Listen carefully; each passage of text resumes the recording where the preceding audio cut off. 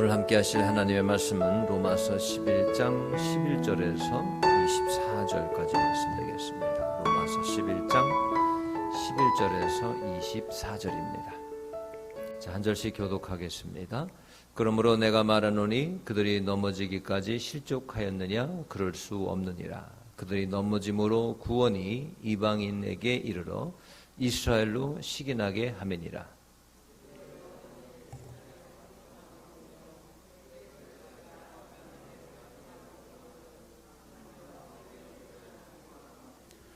내가 이방인인 너희에게 말하노라. 내가 이방인의 사도인 만큼 내 직분을 영광스럽게 여기노니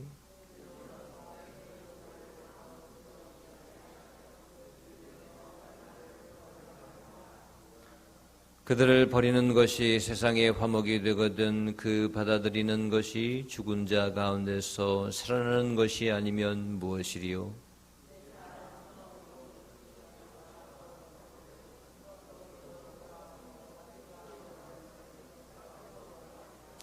또한 가지 얼마가 꺾이었는데 돌 감람나무인 내가 그들 중에 접붙임이 되어 참 감람나무 뿌리의 진액을 함께 받는 자가 되었은즉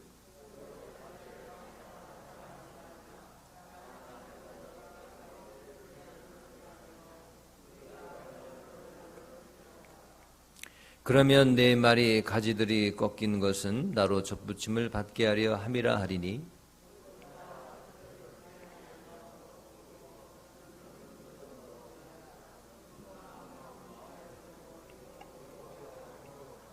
하나님이 원 가지들도 아끼지 아니하셨은즉 너도 아끼지 아니하시리라.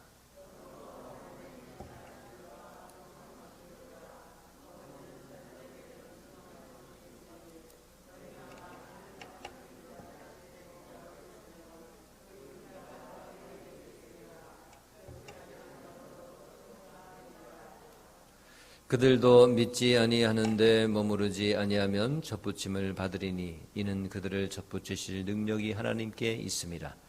내가 원 돌감나무에서 지킴을 받고 본성을 거슬러 좋은 감람나무에 접붙임을 받았으니 원 가진 이 사람들이야 얼마나 더 자기 감람나무에 접붙이심을 받으리야. 아멘. 자, 우리가 흔히 쓰는 속담 중에서 이제 겸손하고 과거를 자신의 본래 모습을 잊지 말라는 뜻에서 뭐 개구리가 올챙이적 생각 못한다, 이런 속담이 있죠. 뭐 올챙이적 예전 생각 못하지 말고 하라, 그런 얘기죠.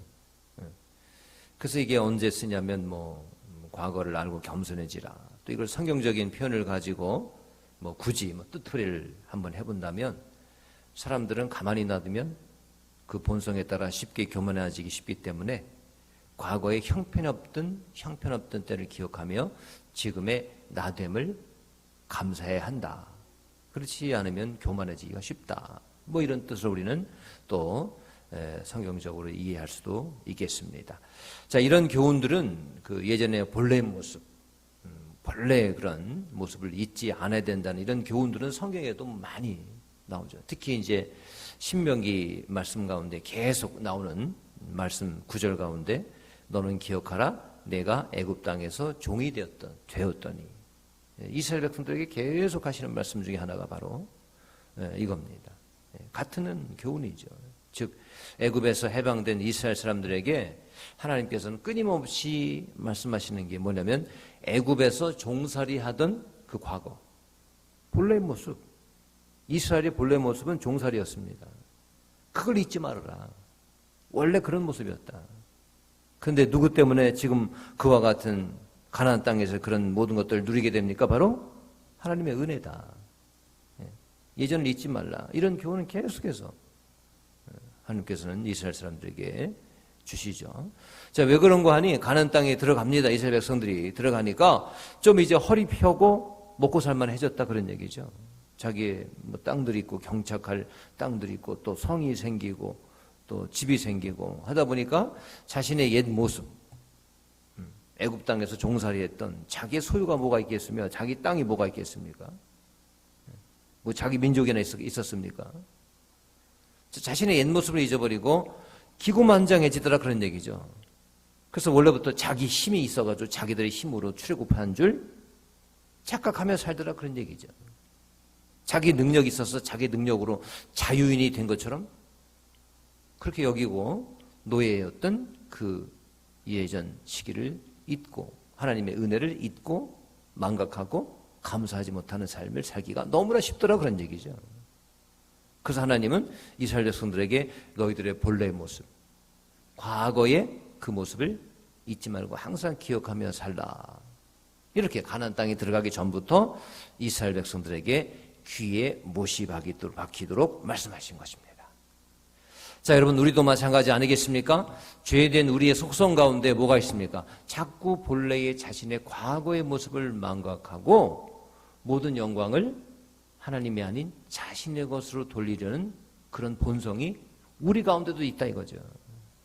그래서 하나님은 우리에게 동일하게 요구하실 것입니다. 결국 너희들은 흙으로 돌아갈 수밖에 없는 존재인데, 흙으로 이루어져 있고 또 흙으로 돌아갈 수밖에 없는 존재인데 뭘 그렇게 교만해져 사느냐. 늘 예전 초심을 잃지 말고 살아라. 그래서 지혜로운 자는 잔치집에 가는 게 아니라 장례식장에 간다, 그런 말씀도 있지 않습니까?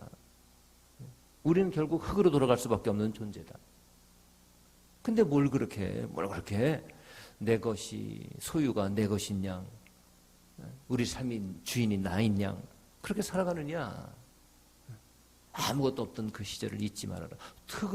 흙으로부터 왔다는 그 사실을 잊지 말아라. 하나님은 또 우리에게 요청하실 줄 믿습니다. 오늘 본문도 이제 그런 맥락이죠. 그런 맥락입니다. 하나님이 장자 이스라엘을 대신해서 구원을 얻게 될 이방인들을 향해 하시는 말씀입니다. 그래서 이방인들 과거의 본래의 모습이 뭡니까? 이스라엘이 없었다면 어떻게 됐을까요? 지금은 이제 복음을 이제 사도 바울로부터 복음을 받아서 교회도 생겨나고 또 회개하고 주님께 돌아오고 구원받고 막 점차 이런단 말이지, 이방인들이. 근데 사실은 이게 누구의 뿌리로부터 이런 혜택을 얻은 겁니까? 이방인들이? 이스라엘이란 말이죠.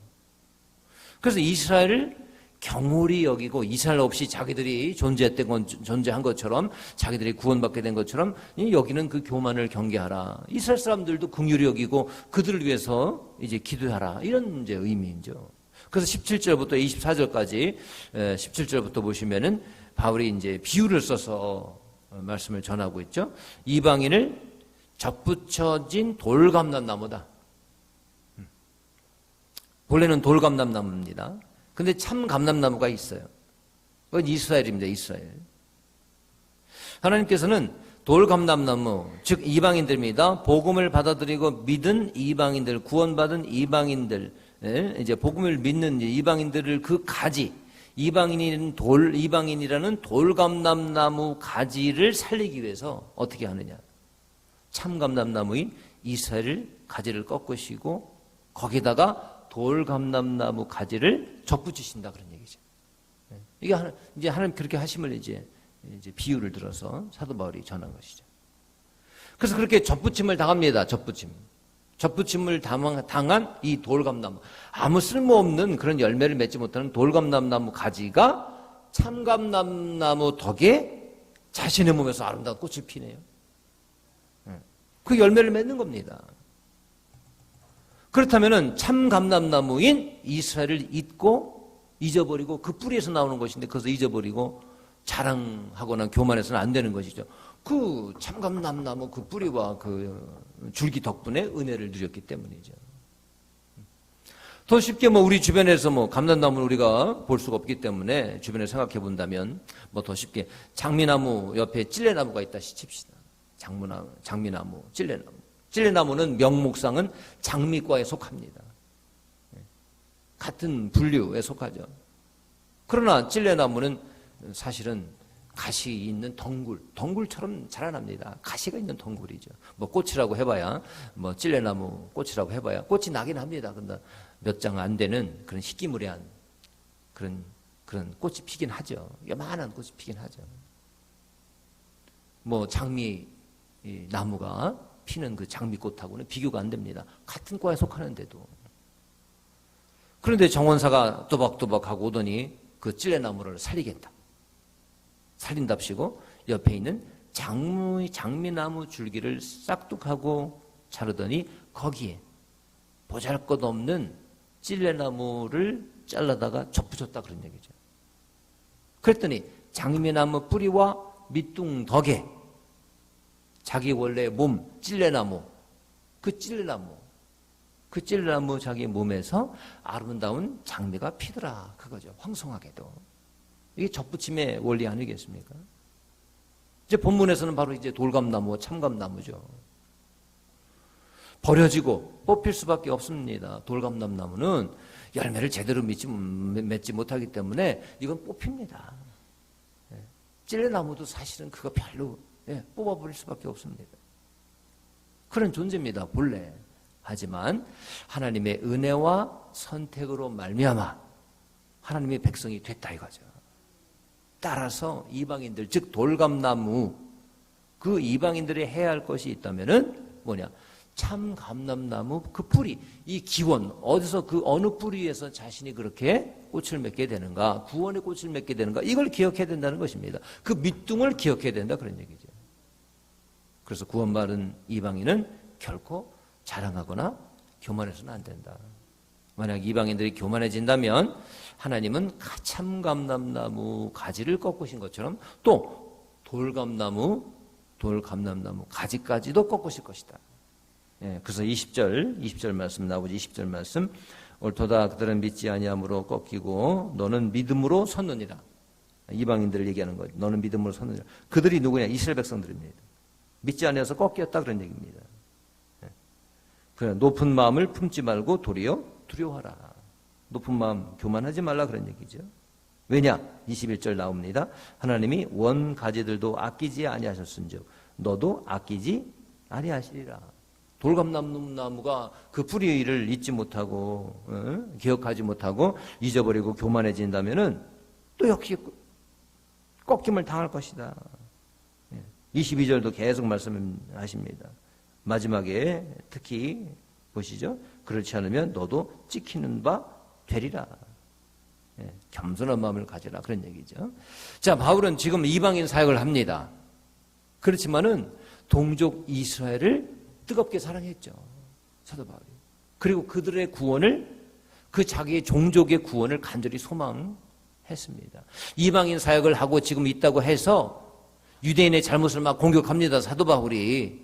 그렇다고 해서 자기가 이스라엘이라는 것도 잊어버리고 동족을 미워하거나 자기 뿌리까지 미워했던 것은 아니죠. 그들을 위해서 간절히 기도합니다. 사도 바울이. 자기 동족을 놓고 말이죠.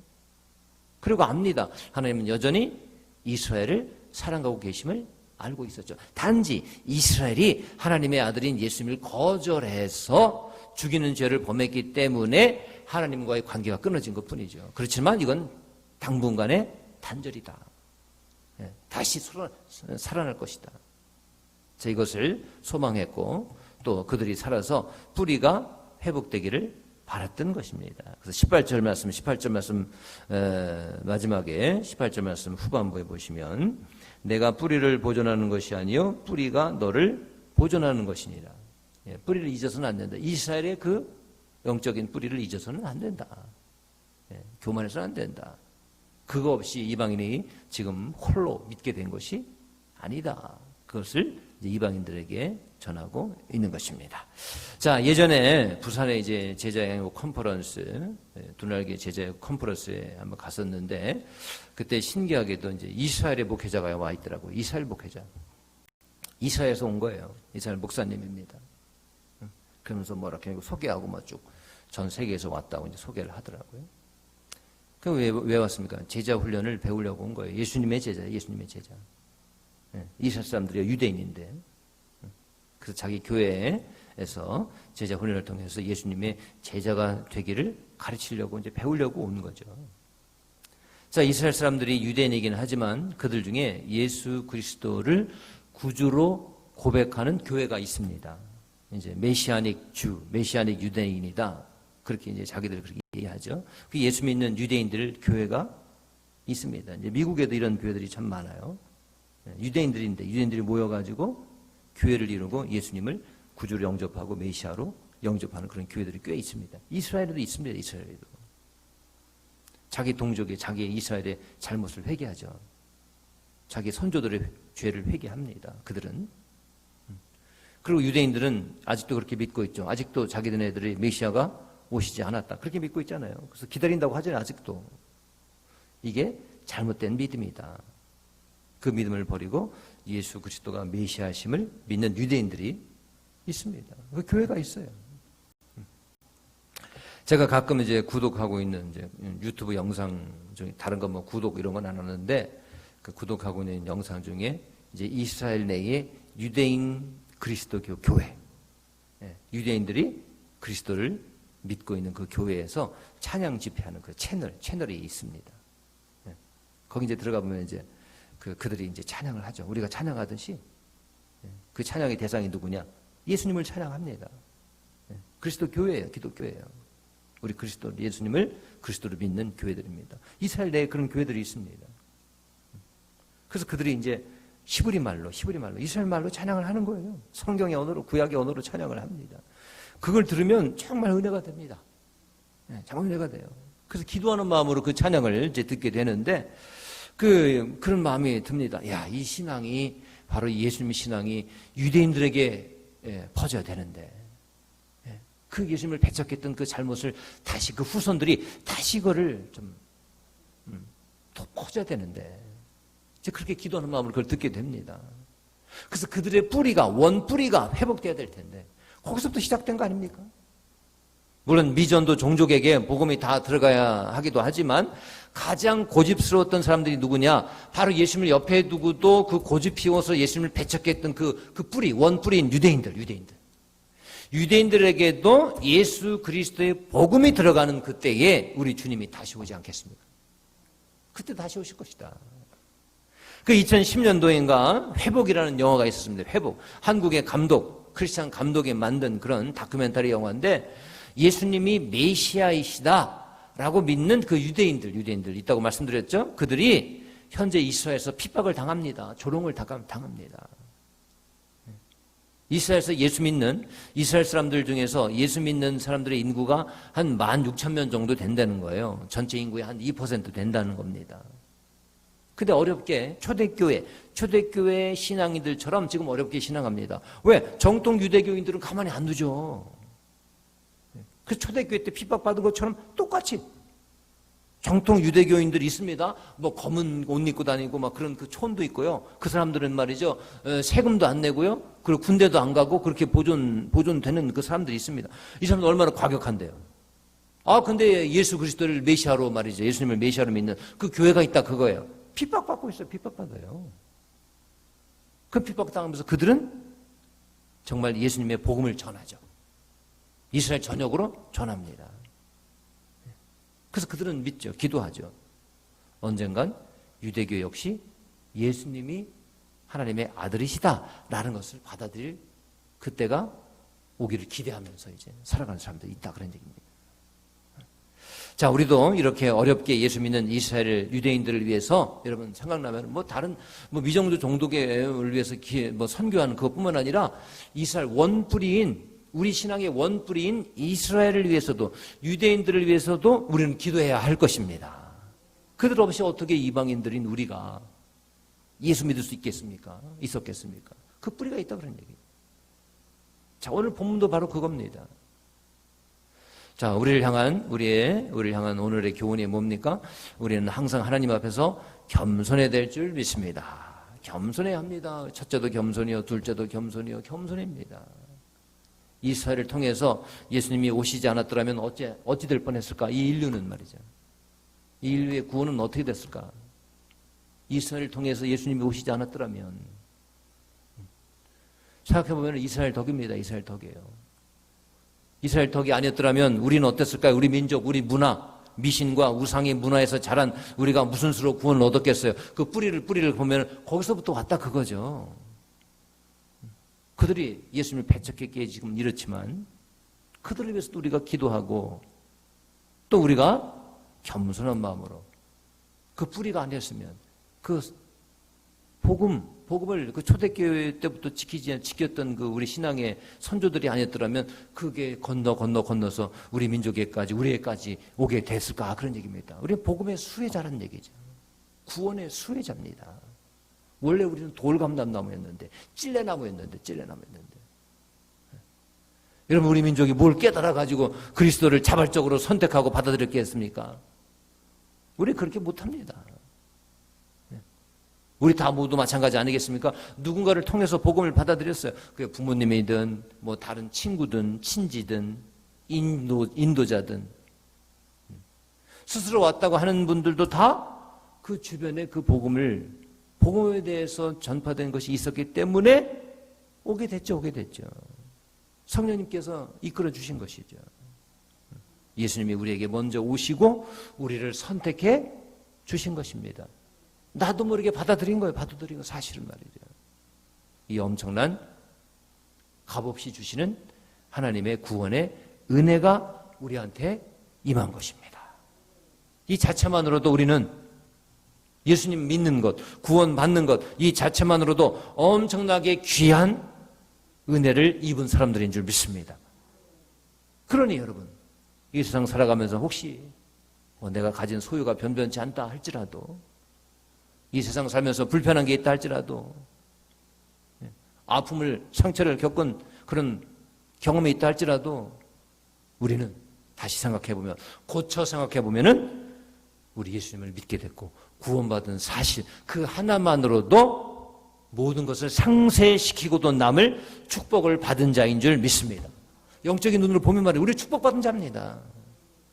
그 가치를 우리가 안다면 이 땅 살아가면서 뭐 조금 불편한 게 있다 할지라도, 뭔가 좀 뭐 안 되는 게 있다 할지라도, 상처나는 그런 환경에 처하고 있다 할지라도 우리는 영적인 눈만 활짝 열려져 있다면 구원받은 그 사실 하나만으로도 감사할 수 있는 백성인 줄 믿습니다. 여러분, 그래서 그런 이야기 있지 않습니까? 한 부자가 죽기 전에 남긴 이야기가 뭐냐? 내가 돈을 그렇게 많이 벌었다. 또 돈 벌어서 어디에 또 베풀어 보기도 했다. 내가 그래도 참 원없는 그런 삶을 살아봤다. 그런 얘기를 남긴 것이 아니라 엄청난 부자가 남긴 이야기가 무엇이냐? 내가 뭐니 해도 내 인생에서 가장 잘한 딱 한 가지는 바로 예수님을 믿고 영접한 것이었다. 예수님 믿고 영접한 것이었다. 재물이 아니란 얘기죠. 재물이 아니란 얘기입니다. 권력이 아니란 얘기입니다. 이 땅에서 모든 것 다 갖추고 살았던 것, 내가 잘한 것, 기업을 갖고 기업을 세우고 그랬던 것이 자랑할 만한 것이 아니라 딱 한 가지. 다른 거 다 쓸모없는데 죽기 전에 보니까 예수님 믿고 영접한 것, 그 한 가지는 정말 나에게 축복이었더라. 여러분, 이런 고백이, 영적인 눈이 열린다면 이런 고백을 할 수밖에 없을 것입니다. 하나님 감사합니다. 돌감람나무였는데 열매를 맺을 수 없는, 스스로는 열매를 맺을 수 없는 돌감람나무였는데 참 감람나무에 접붙임을 당해가지고 그 뿌리 덕분에 이렇게 구원의 열매를 맺게 되었으니 감사합니다. 예. 오늘도 이런 겸손한 마음으로 또 감사할 수 있는 우리 모두가 되어야 될 줄 믿습니다. 여러분, 무엇을 감사합니까? 내가 원하던 환경이 좋아지고 내가 원하던 것들이 이루어지고 내가 소유하게 되고, 이것도 감사할 제목이지만 이것보다 더 감사할 수 있는 근본적인 이유는 바로 돌감람나무인 저에게 접붙임을 통해서 이렇게 구원의 열매를 맺게 하심을 감사합니다. 우리 이런 신앙 겸손함을 가지고 신앙의 초심을 잃지 않고 오늘도 주 안에서 승리하시는, 감사로 승리하시는 우리 모두가 될 수 있기를 주님의 이름으로 축복합니다. 주님의 이름으로 축복합니다. 기도하겠습니다.